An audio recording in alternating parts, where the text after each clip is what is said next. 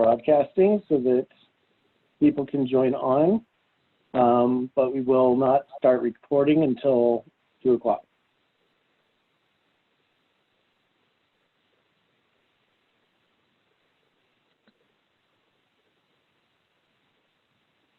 Oh, never mind. It's already recording.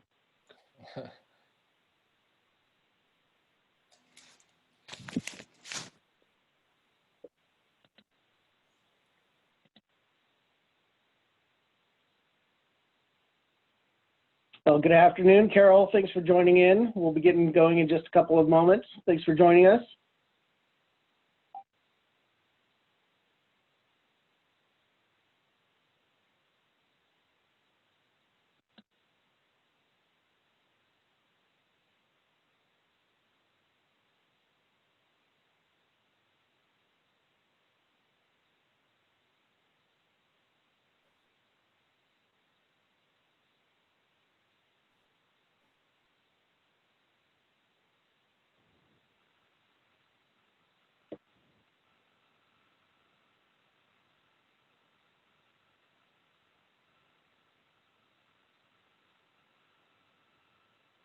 Welcome, Dana. Thanks for joining in. We'll be getting going in just a couple of minutes. Good to have you on with us.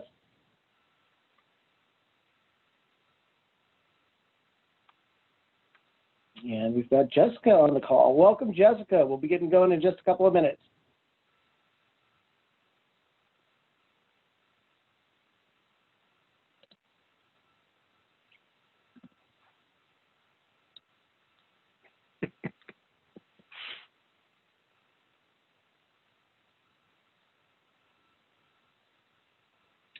And welcome to SB. So we'll be kicking off in just a minute now at this point. So we appreciate you joining on a little bit early, and we'll try to be very respectful of your time and get through the content as quickly and efficiently as we possibly can. We've got a lot of great information from our panelists that we're excited to share with you all. So looking forward to getting started in just another moment.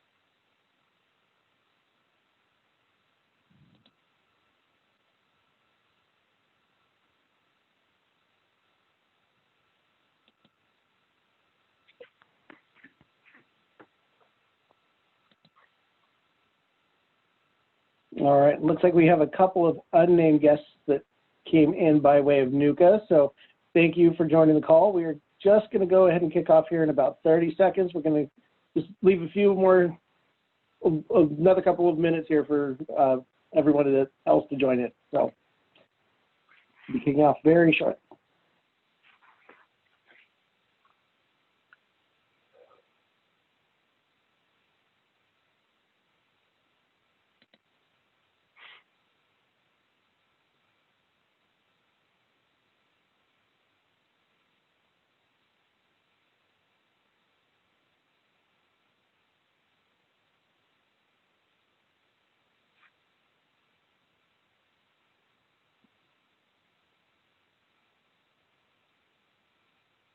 All right, everyone, happy Monday. Thank you very much for taking some time out of your day to join with us as we dive into our fourth segment of remote work, pivoting your nonprofit.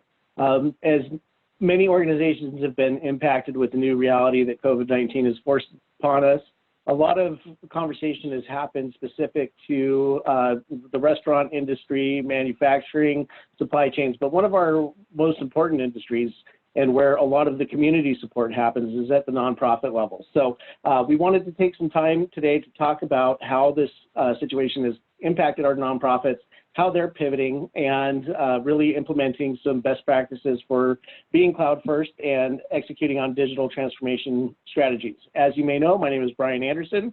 I am the founder and CEO of Telecomprehensive Solutions. where we focus on helping organizations to implement their digital transformation strategies, to architect them, build those roadmaps, and get going. So we'd like to welcome our panelists today. Joining us is Nuka Solomon, who is the CEO of the Free Wheelchair Mission. For those who are not already aware, the Free Wheelchair Mission is Telecomprehensive Solutions charity partner, and we do donate one free wheelchair for every new business line of service that is written through our organization. As well, we have Brian Dozer, president of Vitalink Orange County, with us on the call today. April Barnes, the development manager for the Speech and Language Development Center, as well as Brandon Smith, the VP of Business Development for Human IT. Welcome, everyone. We're going to do a little bit of a deep dive here into each of our panelists so you can get a better feel for who it is that we're going to be engaging with. And after each of these introductions, we will welcome them formally. So Nuka Solomon joined the Free Wheelchair Mission as Executive Director in 2017 and was appointed CEO in 2019. Nuka has extensive experience in nonprofit fund development and operations, corporate giving, as well as mass and major donor event fundraising. Nuka previously led major gifts fundraising and development operations for United Way of Greater Los Angeles, the Vision Center for Children's Hospital of Los Angeles, the luminaries of the Doheny Eye Institute, Pacific Palisades Women's Club, and the Archdiocese of Los Angeles. Nuka graduated from Dartmouth College with a degree in studio art and has 2 adult children. Because of her Haitian heritage, she felt called to work with an entity that was making a marked impact in Haiti, providing renewed dignity, independence, and hope through the gift of mobility at no cost to wheelchair recipients and their families. Welcome, Nuka. Thank you for joining us. Thank you so much for the introduction, Brian. As well, we have Brian Dozer, Dr. Brian Dozer is the president of Vitalink Orange County, a 501c3 nonprofit dedicated to preparing students for their future careers through experiential learning opportunities in career and technical fields. He also serves as an adjunct faculty teaching management, organizational behavior and leadership courses at Webster University, Irvine, where he previously was executive director. Dr. Dozer is the co-chair of the Greater Irvine Chamber of Commerce's Business and Workforce Development Committee and is on the board of directors of the Irvine Forward Foundation. Prior to transitioning into the education sector, he spent 20 years in advertising and marketing with various media organizations. He holds a Doctor of Management degree from Webster University and earned an MBA from Pepperdine University. Welcome, Brian. Thanks for joining us. Thank you very much, Brian. I'm happy to be here. Also, we have April Barnes. April is the director of the Development for Speech and Language Development Center. It's a nonprofit school and therapy center based in Buena Park, California, for children and adults with special needs.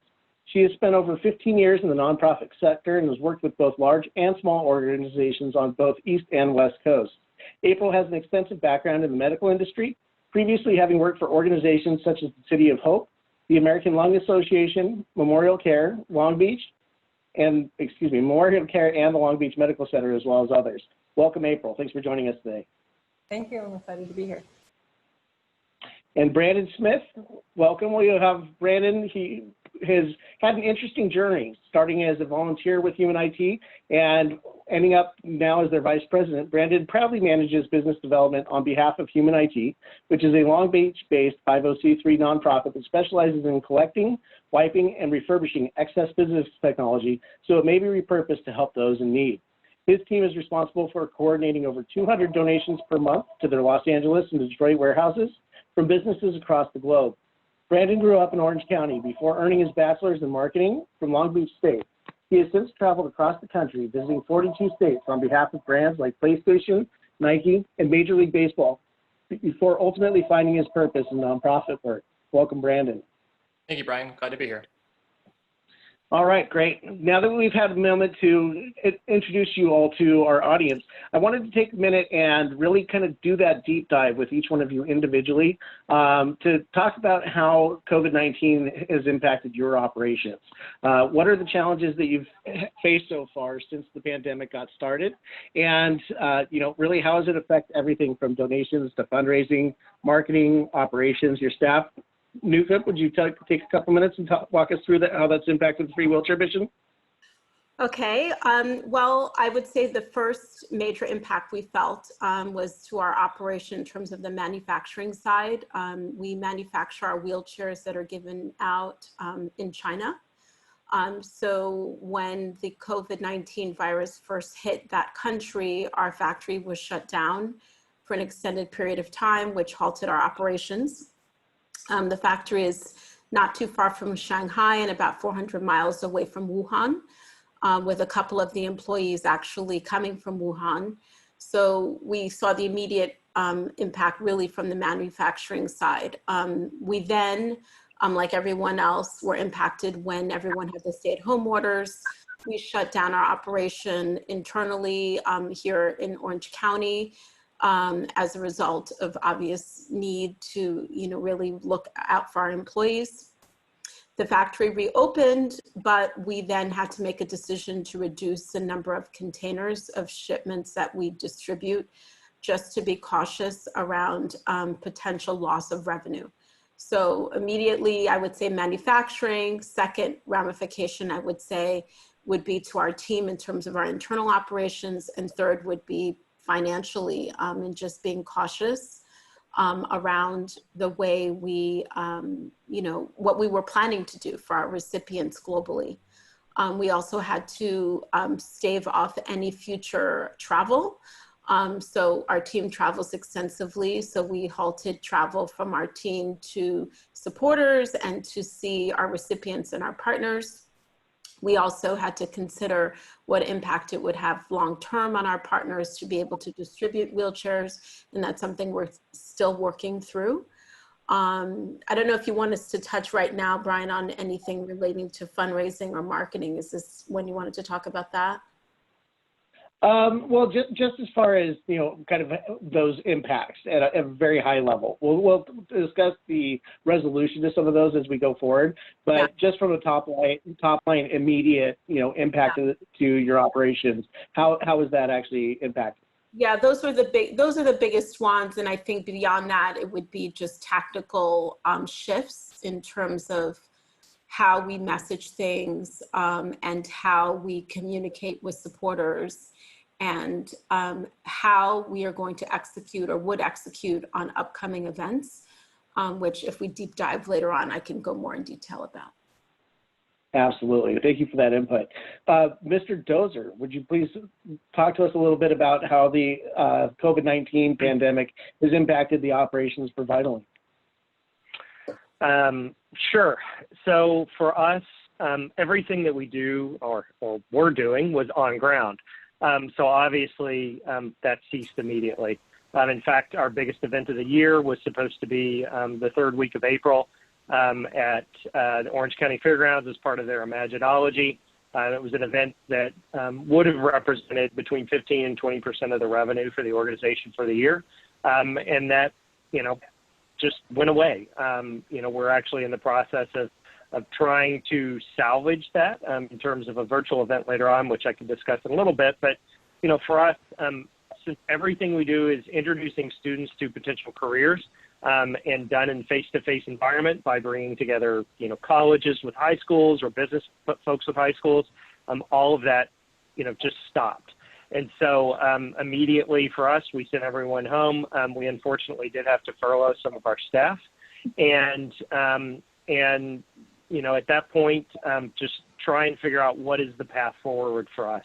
One of the things that we decided to do, which I guess we can talk a little bit more about in a minute, was to beef up our marketing to prepare us to come out of this on the other side. There were a lot of downsides, as with most organizations. One of the things I would say, though, on the plus side is that we've had to learn to operate as a more lean organization, which I think a lot are having to do. And one of the things that we're doing, which is certainly relevant to you and to this discussion, is figuring out what technology we need to invest in as we move forward to become a different organization. In terms of our fundraising, we historically have been funded primarily by contracts with the schools and school districts and community colleges. So we actually are shifting into a bit of a different model and are going to be focusing on our fundraising efforts going forward. Sure. Now, you had mentioned previously, we were talking, and you had kind of an interesting conversation around the impact to your marketing department due to the furlough. You had lost one of your marketing people and asked somebody else to step up into the role, and that's kind of a dual, whoops, as well as a success story simultaneously. Can you talk a little bit about that? Yeah, so shortly before the crisis, we had someone who resigned to go to another organization. She ended up, fortunately, being able to actually take on that job. There was some concern about whether it would be there or not. Her first day on that new job, she started at home. But we promoted somebody from within who we thought would be good to take on that role. It was primarily an operational role, coordinating and running most of our career exploration events.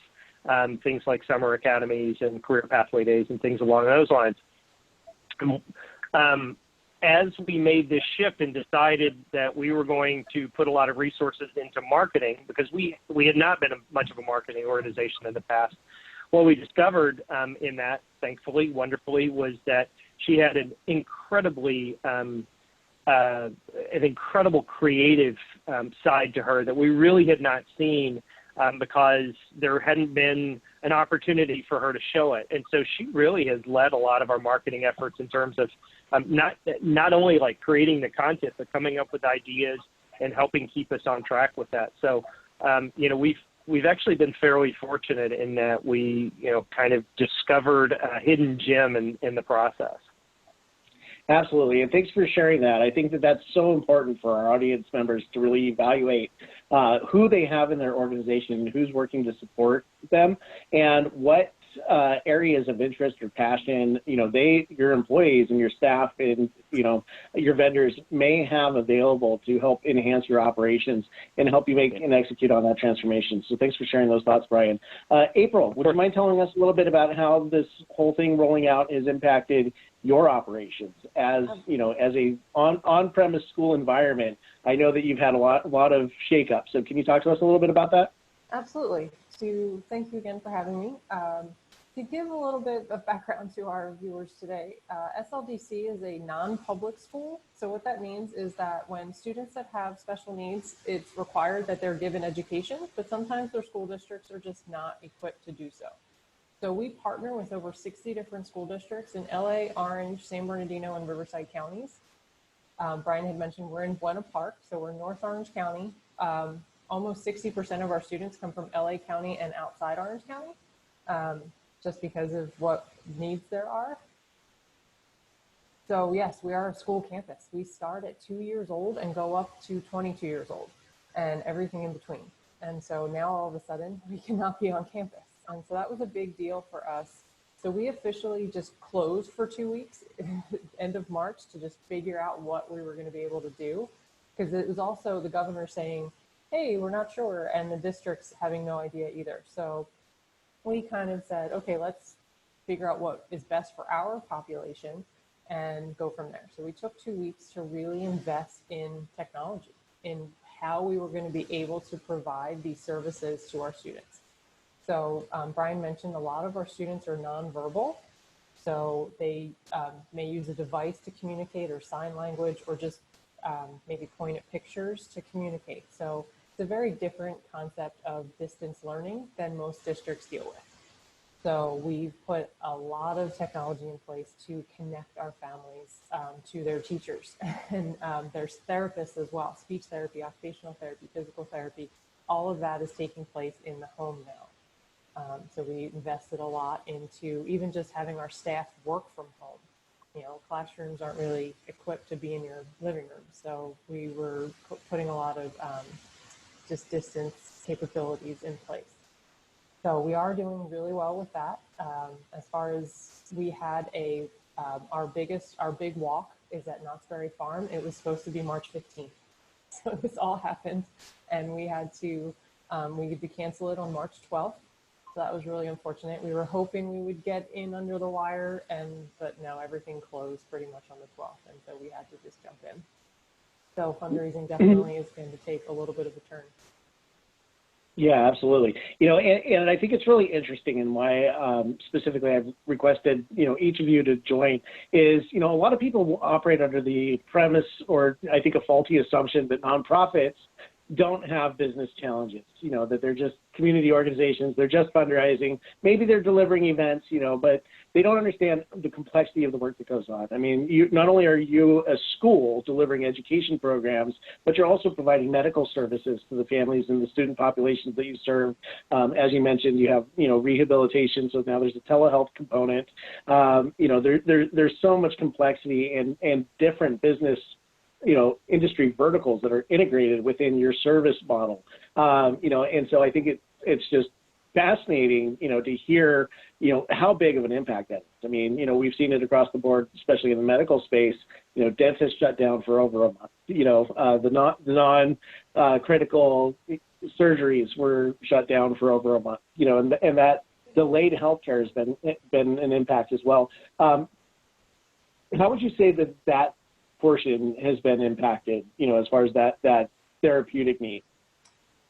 Definitely. So obviously, not all of our students, this isn't a great fit for all of them. So some are really equipped to be on technology and have their iPads and are able to use that. We do have a lot of students that are physically impaired as well. And so being able to use the screen or really get a lot of time in with the screen is difficult. So we send packets home when we do some other things, but really at this point, we're really just focusing on the students not regressing. It may not be so much about advancing, but definitely getting them to kind of understand just the day-to-day and get through that. But like you said, I mean, we have some students that have speech therapy 2 or 3 times a week. They have group therapies. They have all of these things. And so trying to fit that into then their parents' busy schedule with if they're working from home and doing those things. So it's all been a little bit of a challenge, but I think from what we've heard, we're really grateful. Our families are really happy with what we've been doing. So that's been very exciting. Well, good. No, I'm glad to hear that you guys are making those adjustments. So we're going to go ahead and jump over to Brandon now. Brandon, can you talk to us about the impact that, this entire pandemic and, has presented to you? How has it actually impacted human IT and the work that you guys do? Yeah, it's been amazing. I would say 3 months ago, if you would have told me we'd be an entirely different company today, I'd say you're crazy. But we've really changed for the better in so many ways. Really grateful and thankful for that opportunity. We were declared an essential company right away because of the services we provide to nonprofits, to schools, to students, that type of thing. We've retained all staff. Fortunately, no hours cut, no furlough. So really lucky there. We've been operating as normal. Our office staff has all moved home, working remotely now. We do have a fully functioning warehouse, at least here in California, up in Commerce, East LA area. That's still fully operating. It still has a full team in there. We're still sending 2 trucks out a day per week. 2 trucks per day out for pickups. And we're actively hiring as well. So we've opened up new opportunities when certain doors have closed. Previously, like I said, 3 months ago, our primary resource driver was technology. It was finding businesses that were, doing a refresh, and there was old or obsolete hardware that was no longer wanted, and usually it costs for them to get rid of, picked up, disposed of. At the same time, there's great nonprofits out there, low-income families, remote students that didn't have these items. So that's really how we were born. But really, with having so much e-waste, just stop. When there's no one at work, there's no one creating e-waste anymore. When there's no one at work, there's no one in IT to call us to say, hey, I've got a pile of stuff. Those refreshes just weren't happening anymore. So what we switched to is, because we weren't getting the donations we were seeing, we've cut down, we've seen 80% drop, since COVID hit, which is pretty significant for us. We've started actually doing the same relationships for purchasing. So we're actually able to work with a lot of the vendors that are doing buyback programs through leasing, or, school districts that maybe did a refresh and they have 10,000 devices coming out. We're buying those at low cost, refurbishing them in-house, and either working through funding organizations to get these computers out for free to the people that need them, or selling them at very low cost. Sure. Now, one of the things that I've noticed over the last week or last month or so is the way that you guys are actually getting these devices into the hands of people has changed pretty significantly from how you delivered them in the past. Can you talk to us a little bit about that? Yeah, nonprofits were so event and relationship based, aren't we? So my first event as a human IT volunteer was in the parking lot of a middle school. handing out computers to low-income families. I mean, that's changed. You know, we're still, you know, we're working with a lot of schools and entities that can't do those distributions. So we're doing a lot of direct mailing to families. So, I mean, we're working with schools and school districts to identify the students and their families that we're just mailing devices, you know, upon signature to be released to their homes. We've done, you know, full biohazard events with LA Community College District. We did 12,000 computers for all of the community college students in LA, most of them, you know, with little to no access to computers or internet. So we're definitely much farther away from that transaction, but they're still very meaningful. You know, still, you can imagine what it's like for a student to go home and not have a computer at all. You know, they're really out of luck, and that's what we're trying to change, really get a computer and internet connection in every home. Absolutely. So, no, that's great work, and I appreciate, you know, each of you sharing what those very particular challenges are. You know, it goes to show that this type of disruption, you know, first, universally is disruptive, but secondarily that, you know, the way that it disrupts everyone is slightly different.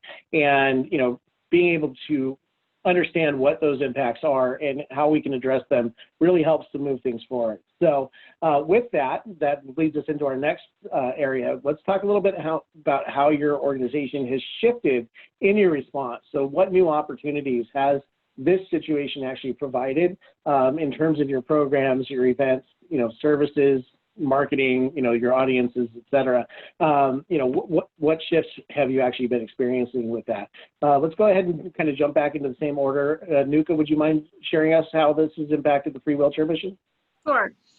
So I would say, as mentioned before, our travel has been halted. So, and the way our model works is that we distribute lots and lots of wheelchairs to people that are all over the globe. It's really an international platform. So we depend on travel and we depend on communication with our partners. So we've had to really look at how can we communicate more effectively without being able to go visit those partners and those recipients as to how to distribute wheelchairs. So it's been about shifting our messaging to them as to how to do our program in the way that we traditionally do it, given what they're facing on the ground in terms of quarantines and even more stricter restrictions than we're facing here. So from a programmatic standpoint, it's about not really being able to move from here to there, and how can we service our partners. The other big shift has been in our marketing platform. Our marketing team is really great about being nimble, as I call it. And this pandemic really has taught everyone that you just can't always plan. You have to really be able to shift on a dime.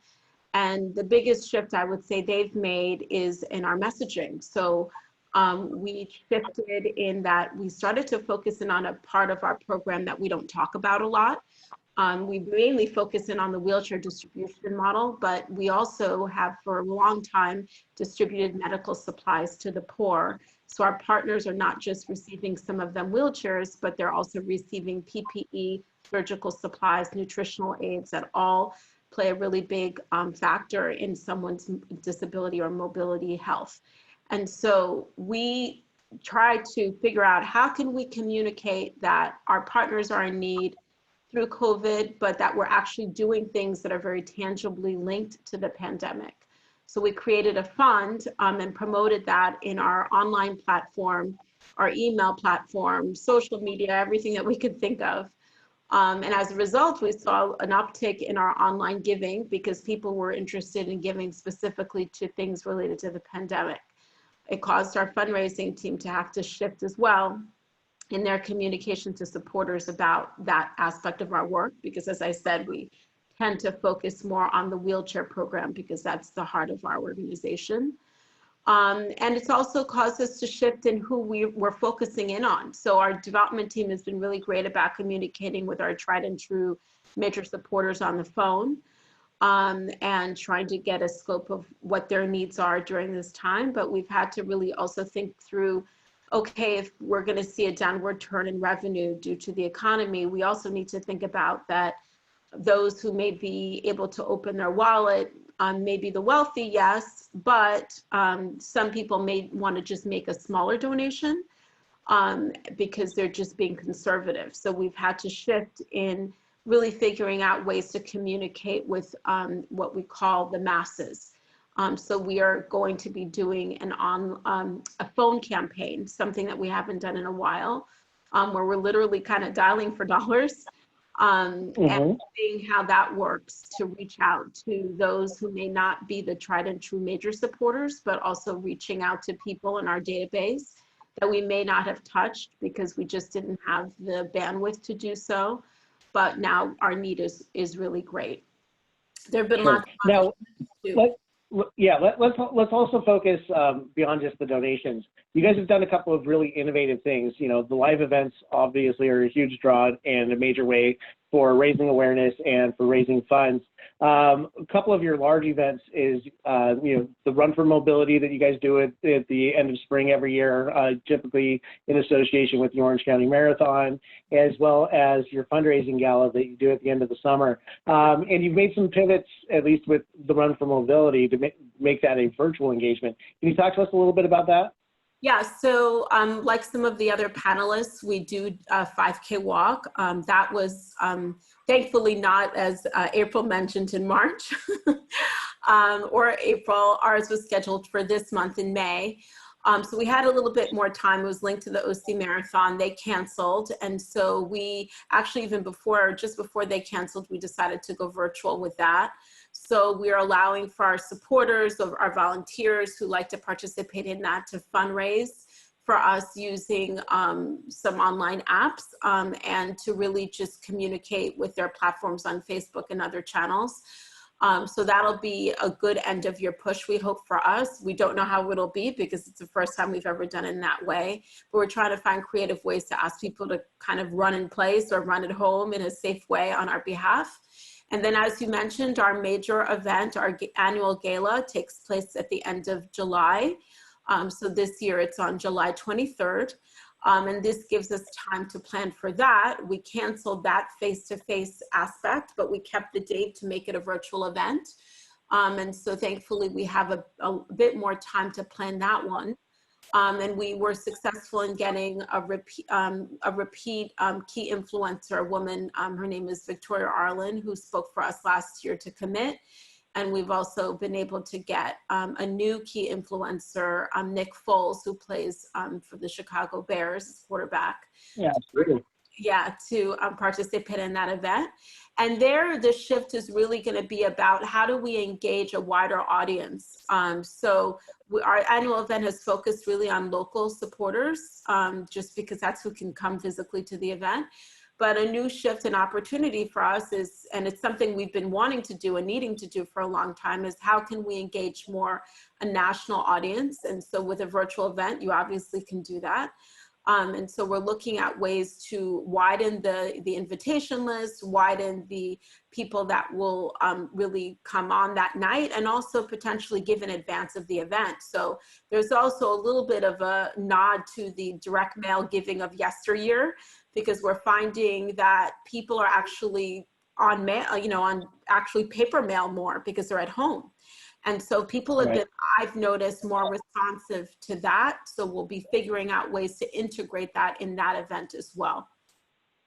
Sure. And one of those interesting challenges that every organization has, and, if anyone has questions about this, we can follow up with it afterwards. But there are strategies to link your offline, marketing efforts to your online analytics and trackability. So just something to keep in the back of your mind. Thank you for sharing those thoughts, Nuka. Brian, how has your organization shifted in response to this, and what new opportunities has this provided to you? Right. So, obviously for us, as I mentioned earlier, with everything stopping on ground, we have to either cancel or find a way to shift our events to virtual events. And so, we jokingly internally are calling it Project Virtual Vital Link, and just exploring ways that we can take every single thing that we do and turn it into a virtual event, whether it's, from a small, career night where we may get 25 or 30 students, all the way up to the Student Leadership Conference, which we were expecting 2,700 students for. And so, the entire pivot has been to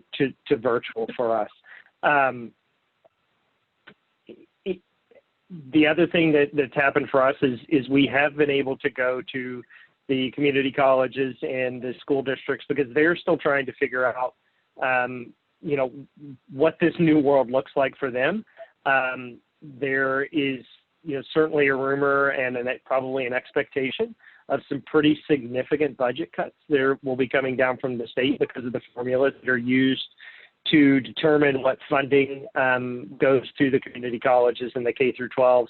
The number I heard last week from the governor was to the tune of about $18 billion, which means that they're going to need significant help if we're going to accomplish our mission of helping students find those careers that they can be passionate about, especially in the middle skills areas that don't require a 4-year degree.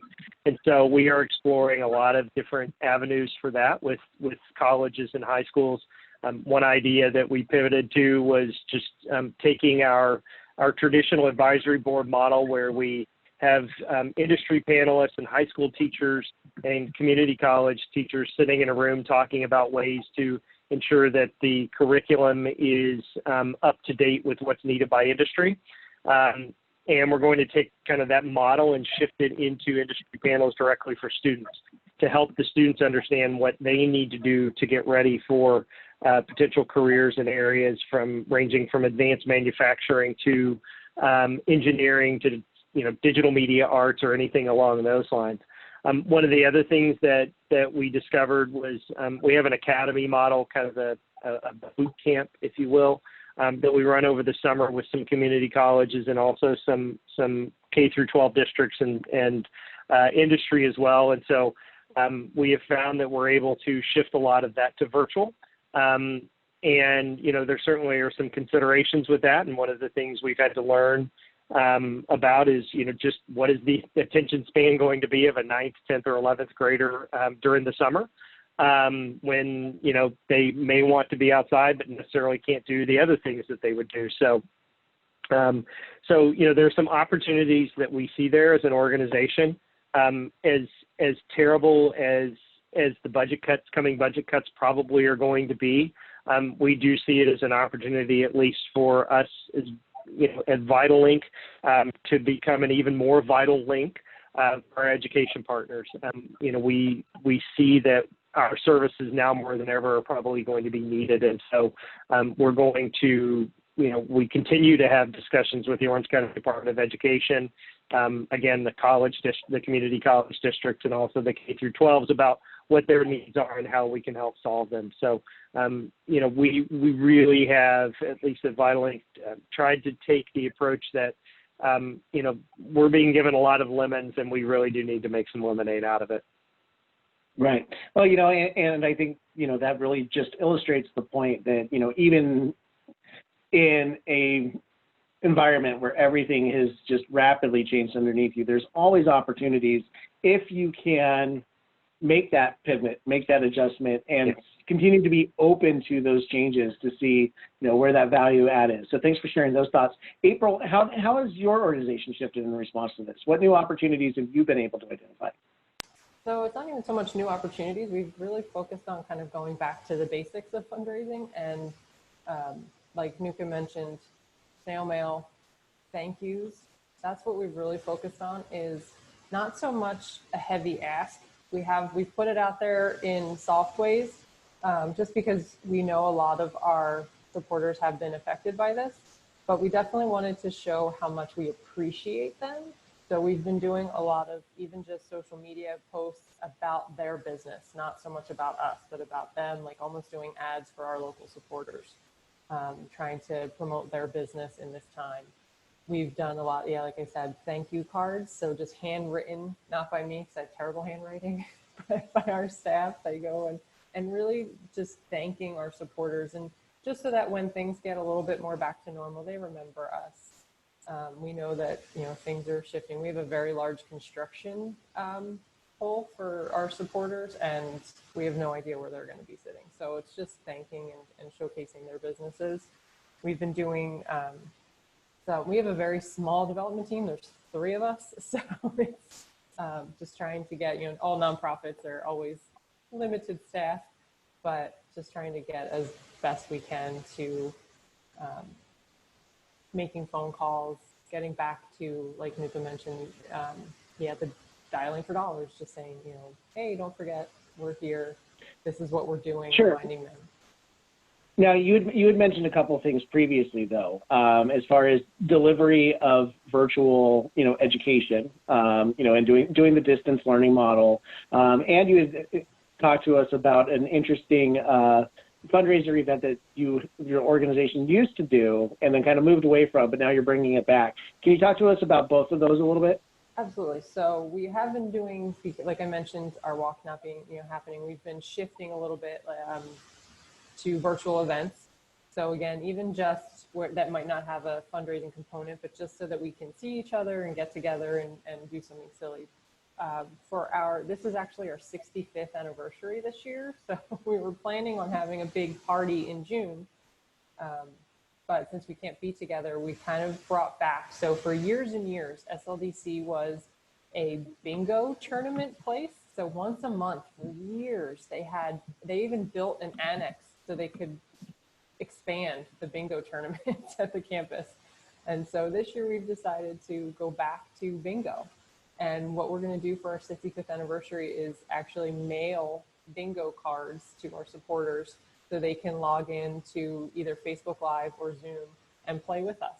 And we have great raffle prizes and online auction and just bingo prizes. So trying to just, again, and it's a nice thing because we have supporters, again, that have maybe moved over years. We have people that might travel in for events that can play from their home. And so it is a nice way to kind of expand where our supporters are coming from. So sure. We're going to play bingo. And as far as the distance learning goes, you had mentioned that you actually had a demographic that you previously weren't able to service at all because you couldn't really effectively bus them in. Can you talk a little bit about that? Absolutely. So there are students that we consider medically fragile. So they may be on breathing systems. They may just have a really intense needs, feeding tubes, things like that, that being off, out of their home is difficult. So even districts have had a really hard time educating that particular population. And so with what we've been able to accomplish with distance learning, we're thinking that we actually have had multiple referrals just because the school districts have seen how we're working with this for students that may not have been getting education for the last months or years. So that's been really exciting, is that we're actually opening ourselves up to being able to reach even more population. Especially we've had for years people calling us from more remote areas in the Inland Empire and northern San Diego County saying, can you come here? Well, maybe now we can. And so that's been really nice because we can provide those services. And I think that that's just a fantastic illustration of how durable some of these changes that we make are going to be during this time. Maybe certain portions will go back to normal, but definitely there's opportunities for every organization to have that extension capability given this environment and think differently. So thanks for sharing those thoughts. Brandon, can you talk to us a little bit about how human IT has had to shift in response to this? What new opportunities have you seen, and where have those major pivots really kind of happened? Yeah, as I mentioned earlier, it feels like a brand new company around here, but really for the better, So where we used to get a lot of our donations in that would ultimately be repurposed and sent back out to the community, we're now purchasing. So, within the first 6 weeks of COVID, where it really hit the hardest and everyone's really unsure of what's going on, and schools, were let out and remote learning started, that was probably our peak right there. So around there, like I said, for those first 6 weeks, we did about 15,000 laptops going out to districts, students, families, that type of thing. So we really, scaled very quickly to bring in as many devices as we can so they could be refurbished and redistributed. Around that same time, there are entities that already had devices. So we actually opened up a new line of revenue and a new service entirely around tech support. So our team had previously provided a limited amount of tech support, but now we're actually using it as a service. So Detroit Public Schools, for example, we have a Detroit warehouse opening up in about 3 weeks now. 41,000 students are getting tech support from Human IT for a full year. So we're very proud to help them in that way. As you would imagine, if you've never had a computer in your home, it's not enough just to have the computer, have the internet connection. You really need to be trained on how to properly use that. In addition, we provide internet services as well. So we had a line at one point of 7,500 families waiting for either home internet service or hotspot devices or both. So we hired, I think, 14 people within 7 days to really bulk up that team to be able to support them. And that was actually something we were really proud of. That actually got us national attention. We got a shout out in the New York Times, quick little blurb in Good Morning America, some other Gizmodo. So that was really cool to elevate, our presence on a national level, because we do serve e-waste customers on a national level as well. Sure. Finally, really just shifting roles where we need to. It sounds like everyone's doing a little bit of that. Brian Dozer mentioned that with his marketing person, right? So, that was myself as well. I still am, right, VP of Business Development, taking in e-waste donations. The next week, I was interacting with schools that needed devices and helping source those. The week after that, I was working in development. And now I'm actually spending the majority of my time in where I got my degree in marketing. So I think all of us at one point, especially the senior leadership within the organizations, have pivoted to some degree to really see what works best for now. And who knows what'll stick and what changes we'll keep, ultimately for the better. Absolutely. No, thanks for sharing those thoughts. I think that's a great insight for people. So let's briefly go through everyone now. I know we've touched on this a little bit, but as far as the needs of your organization, what are your needs now in this exact environment with the events that you currently have planned? How can this audience and those that are going to be listening to this as a recording after the live event, how can they get involved? Nuka, can you talk to us a little bit about that? I mean, I think like every other person on the panel, the biggest need is for people to know, to be aware, to hear, to get media, to get coverage that we exist, that there's a need there. As you said, it's not just the restaurants that are hurting and the places that we hear about the most in the media, but it's nonprofits that are really trying to get the work done, because if we don't keep getting the work done, then there's a ripple effect, obviously, with this pandemic. So for those of you that are in tech and IT, obviously, I think everybody gets how important that is now more than ever for every household, for every child and adult. And so that's an example that we have to be able to keep going. So for us, media is really important. And as I said before, we shifted our narrative in terms of how we were working directly for the pandemic, and we did get some really good coverage as a result of shifting that messaging. We were listed as one nonprofit that was doing good work in this realm internationally, amongst others, and that went out on CNN and the New York Times and a couple of other platforms. So it's our biggest need is to get people to know that we need their help. And then I think it's really about the biggest need is just for funding, continuous funding. We're doing our part by, really being lean in our operations, as everyone mentioned. We've slashed everything like by 50% or more in some areas. But the reality is we're going to need to continue to operate. So the need is for funds to continue to come in. Virtually, I think, for these virtual events, it's going to be about our supporters telling others that those events take place. I would say our online presence is not as strong as we would like it to be, and hasn't been, but this is forcing our hand to really do that work that we've always wanted to do. So it's really about, getting our network of supporters, our own staff, our volunteers to communicate with others that these events are taking place. Absolutely. I think that brings up a phenomenal point, which I think is probably applicable to every single one of our panelists in your organizations is, social media is such a huge venue for this. And being literally on every single platform that's available, because they all have different demographics and ways to engage, is definitely a core digital strategy that people should be looking at. So thanks for that, Nuka. Brian, real quickly, how can this community come together to help Vitalink?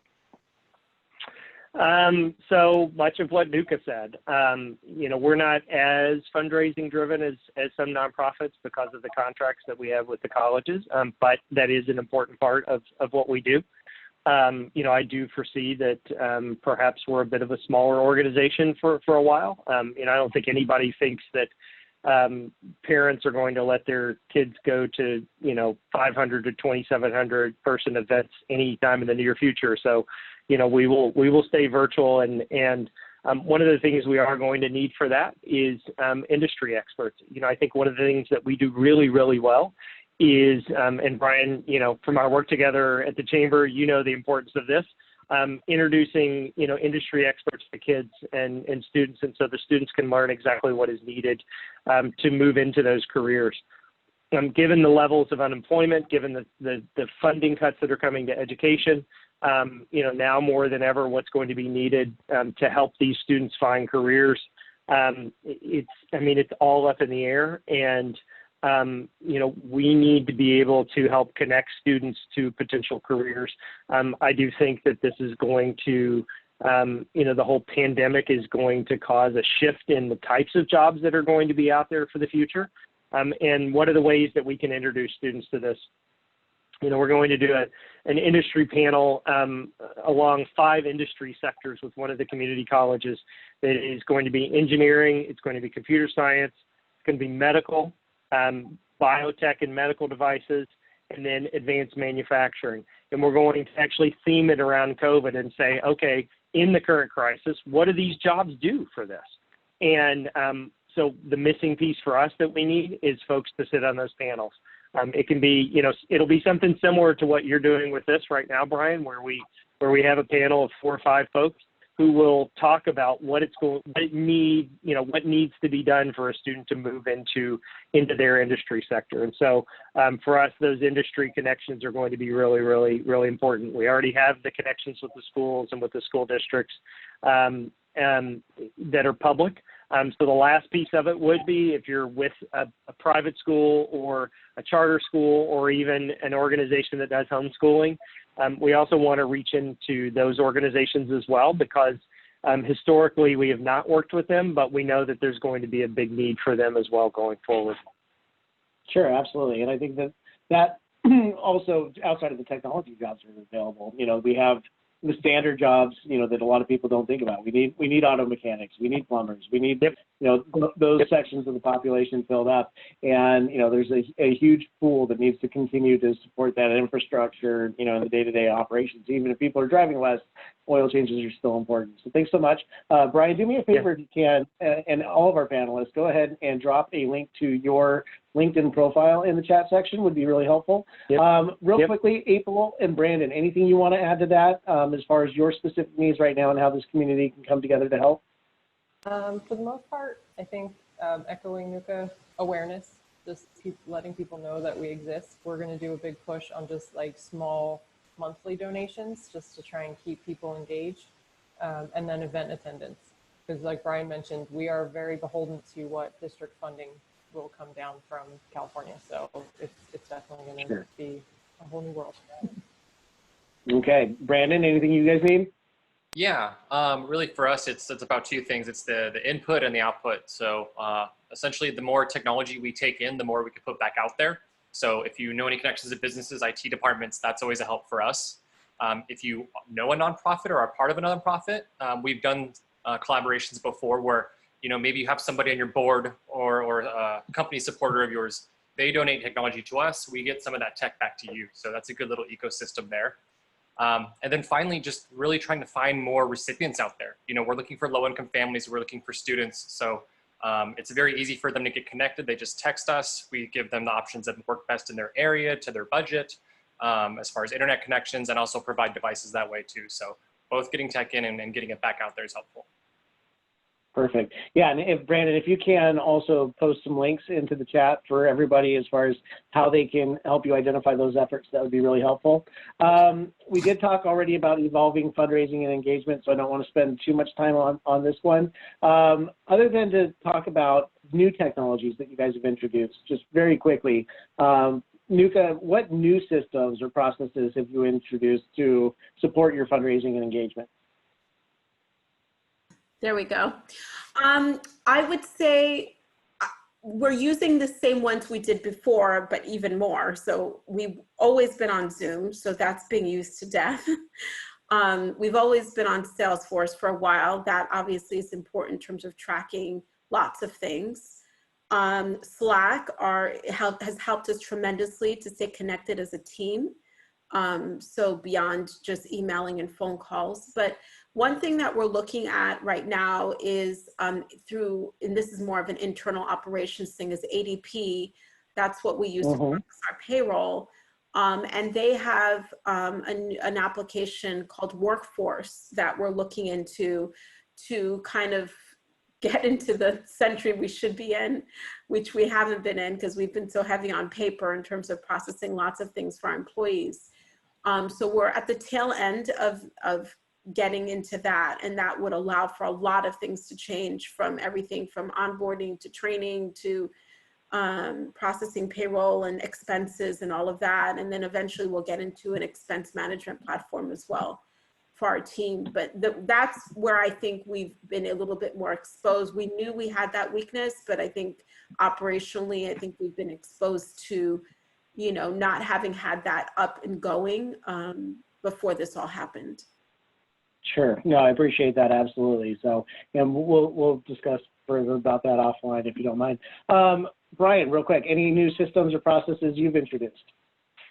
So probably not much to add beyond what Nuka talked about. I mean, we actually didn't have Zoom or Slack or any of that. And so I've actually implemented all of those across the organization to help improve communication and also just to allow us to do the virtual events.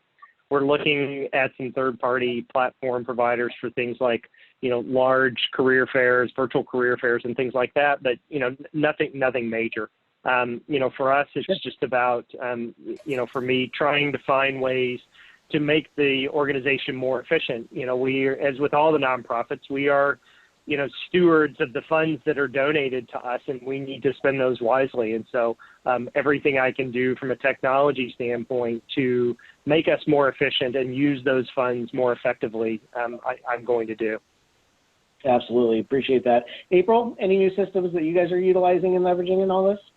So I'd never had a Zoom event before, so that was new, virtual events. But also we've been finding other just apps, like game apps. So like trivia, Pictionary, like different things on ways to engage our staff, because we're such a close family of staff, people that have been there 20 to 30 years, and not seeing each other is difficult. So we've been trying to implement a lot of things for them to just be able to get on here and have a little fun. So we've been playing trivia and different games through those.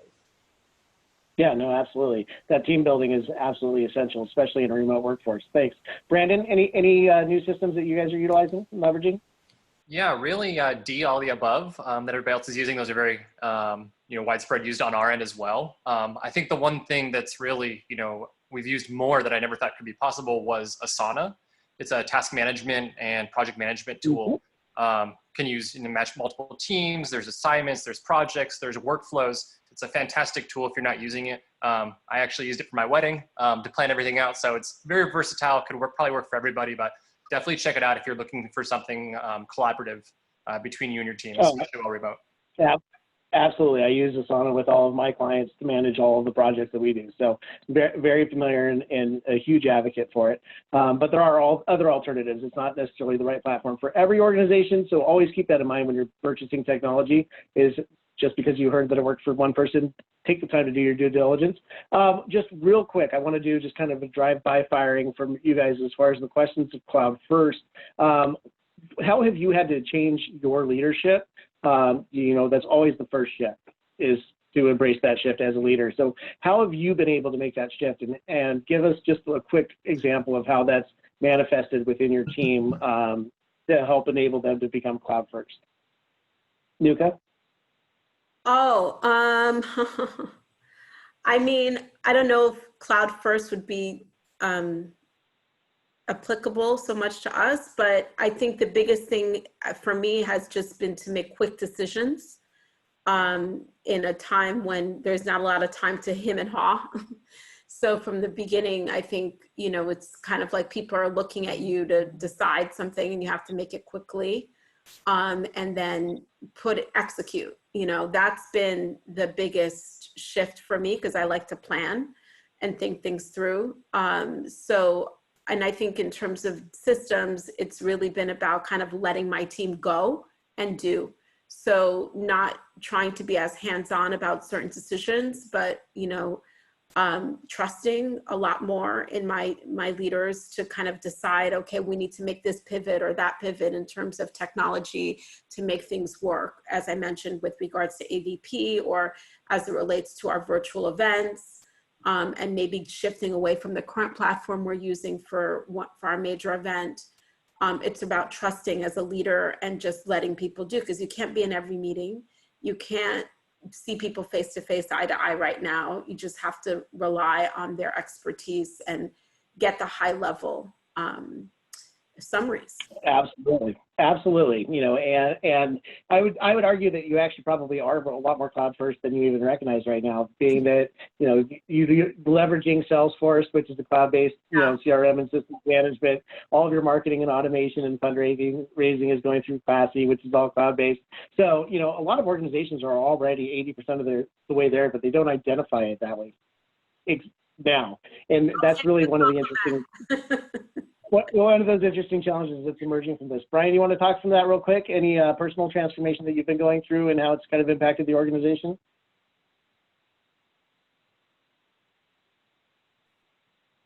All right, we're going to go ahead and skip over to April. Oh, Brian was muted there. Sorry about that. So real quick, what I was going to say is as you know, I started this job about 5 weeks before the crisis hit. So from a personal standpoint, not much. I mean, it went from a transition from the previous person to me to kind of immediately overnight, like, all right, I'm the guy. And now we need to move very fast and we need to move decisively. And so perhaps maybe I would have liked to have planned a little bit more for this. So from that standpoint, I'm probably similar to Nuka in that. But as an organization, we certainly have had to decentralize some of the decision-making and trust everyone to make better decisions and to make decisions, as we move into this. No, I think that's great. And I'm going to go ahead and switch tacks, and I'll ask this one then to April and to Brandon. As far as KPIs and marketing and your big brother, everybody struggles with effective marketing, and KPI development, even when they're in the office. But for nonprofits, where every dollar has to support the mission you serve, how do you evaluate these items as far as your staff? Are you, trying to actually measure their productivity while they're at home, monitoring that, or are you moving away from that model and into that larger area of trust that Nuka and Brian just talked about? Absolutely. Definitely moving a little bit more into, we hired you to do this, let's make sure you can. So, supporting them, but definitely kind of giving them a little bit more reins to accomplish some of those tasks, especially when you comes down to teachers. This is not a world that they've trained for. So it's kind of hard to start giving them some sort of KPI like, hey, are you hitting this? Like, they don't know where they're coming or going. So it's just making sure it's oh, you saw your student today? Yay. So we are building some of those in place because we do have to report that these students have been served. So we're building a little bit more of a kind of a back end to say, oh, you did accomplish this. Let's, put it in the cloud to tell us that it happened. So we're doing a little bit more of that they have some self autonomy, but for sure. Absolutely. And Brandon, real quick, how about you guys? What's your way in on this one? Yeah, I mean, similar, this kind of goes hand in hand with, how we're responding in total to the, what do we do now? So we're less focused, similar to others, on what's happening today. And we're really looking to that light at the end of the tunnel. What is it going to look like once we're back? And what can we do now to prepare for that? So something that we actually do every day, we have 9 or so senior leaders, we call them in the organization. And we spend an hour and a half every single day creating.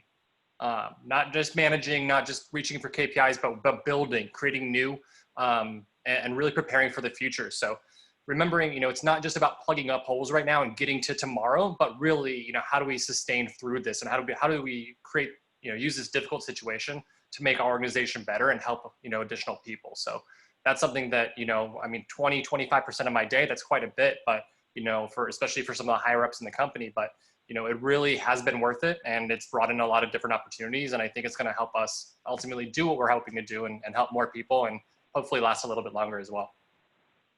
Absolutely. So thank you guys all for your input on everything in the panel so far. We do like to deliver some key takeaways for all of our audience members. So if you want, feel free to take a screenshot of this slide, or if you want us to send out the slide deck afterwards, just drop your email in the chat box or the Q&A, and we'll get this out to you. But some of these helpful key tools for remote work, for collaboration, Slack was mentioned. The alternative to that is Microsoft Teams. There are some other platforms that are out there, but it depends on your organization.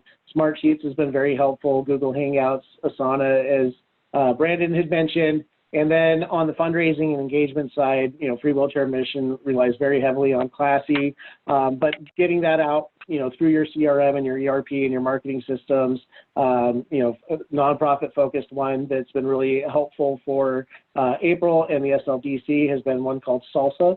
So if you have any questions around any of those, feel free to reach out to myself or any of our different panelists, and we'll be able to help assist you in that area. If you would like to follow up with any of our panelists, here's their contact information. Please go ahead and take note, connect with them directly, find them on LinkedIn, you know, make that connection, find out how you can get involved. We highly encourage everyone to support every one of these organizations. I mean, the missions are just absolutely phenomenal. And when we're all working together to educate and support students and, you know, provide mobility to those who don't have it and, you know, work with those disabled, when we lift up those who struggle the most, you know, we all benefit as a society. So definitely take a moment and recommend that. Again, thank you for attending. My name is Brian Andersen. I am the founder of Telecomprehensive Solutions. Here's my contact information. You can follow us online through LinkedIn, Facebook, or connect through the website at telecomprehensive.com. Thanks so much, everybody. I appreciate your time today. We want to get you out of here now and in a quick environment. So thanks so much. Go out, be positive, stay safe, and wear your PPE, and let's all get through this together. Thanks for organizing. Thanks, Brian. Thank you. Thanks, Brian. Thank you. Bye. Bye. Take care. Mm.